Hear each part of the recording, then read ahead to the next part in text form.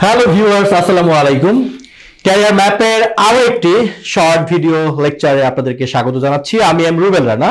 আজ আমরা মজার একটা বিষয় শিখব, সেটি হলো একটা সেন্টেন্সের মাধ্যমে আমরা সঠিক অ্যান্টিসিডেন্ট এবং তার ভার্বের ব্যবহার শিখব।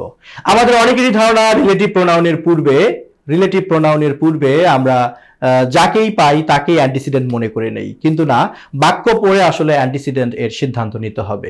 এখানে একটা বাক্য দেখতে পাচ্ছেন আপনারা, Tapas is one of the students who always makes brilliant result in the exam. এইখানে আসলে হু বলতে কাকে বোঝাচ্ছে প্রশ্ন থেকে যায়। এই হুটা কে, যদি আপনাদেরকে প্রশ্ন করি এর উত্তর কি হবে আপনারা কমেন্ট বক্সে লিখতে পারেন। পাশাপাশি যদি আমরা জানতে চাই যে এই হু বলতে আসলে কাকে বোঝাচ্ছে, হু বলতে তাপসকে বোঝাচ্ছে নাকি ওয়ান অফ দ্য স্টুডেন্টস কে বোঝাচ্ছে, হু বলতে তাপসকে বোঝাচ্ছে নাকি স্টুডেন্টস কে বোঝাচ্ছে, ধাঁধায় পড়ে গেলাম। হুটা আসলে কে? দেখে হুট করেই মনে হয় হু বলতে আসলে তাপস, কিন্তু না, হু বলতে এখানে তাপসকে বোঝাচ্ছে না। ভালো করে বাক্যটা খেয়াল করেন, বলছে তাপস হলো ওই ছাত্রছাত্রীদের মধ্যে একজন। কোন ছাত্রছাত্রীদের মধ্যে? যারা পরীক্ষায় ভালো ফলাফল করে। খেয়াল করে যান, তাপস হলো ওই ছাত্রছাত্রীদের মধ্যে একজন যারা পরীক্ষায় ভালো ফলাফল করে।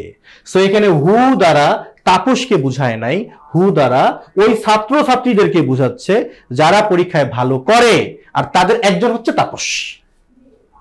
তার মানে এখানে হু এর অ্যান্টিসিডেন্ট কিন্তু তাপস না, এখানে হু এর অ্যান্টিসিডেন্ট হচ্ছে ওই দা স্টুডেন্টস। বিষয়টা একটু কনফিউজিং না? এখানে স্টুডেন্টস কোন নাম্বার, সিঙ্গুলার নাকি প্লুরাল নাম্বার? Plural number. আর আপনারা জানেন যখন থার্ড পারসন সিঙ্গুলার হয় সেই ক্ষেত্রে ভার্বের সাথে এস দেই, তো আমার তো থার্ড পারসন সিঙ্গুলার না বরং প্লুরাল নাম্বার। তার মানে এখানে মেক্স হবে না, সুতরাং সঠিক উত্তর হবে make. Tapas is one of the students who always make brilliant result in the exam. So viewers, আমরা কখনোই মুখস্থ বিদ্যা দিয়ে গ্রামার বোঝার চেষ্টা করব না। গ্রামার বুঝতে গেলে, সেন্টেন্স কারেকশন করতে গেলে আপনাকে বাক্য পড়ে বুঝতে হবে। সাধারণ কিছু মুখস্থ বিষয় বা শুধু কিছু মুখস্থ নিয়ম দিয়ে আসলে গ্রামারের পারদর্শিতা অর্জন করা যাবে না।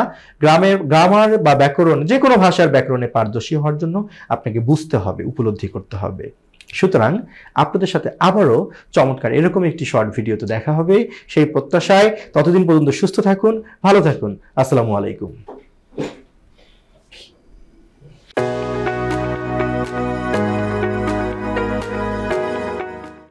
স্বপ্ন পূরণের অভিযাত্রায় পাশে থাকার অঙ্গীকার। Career map.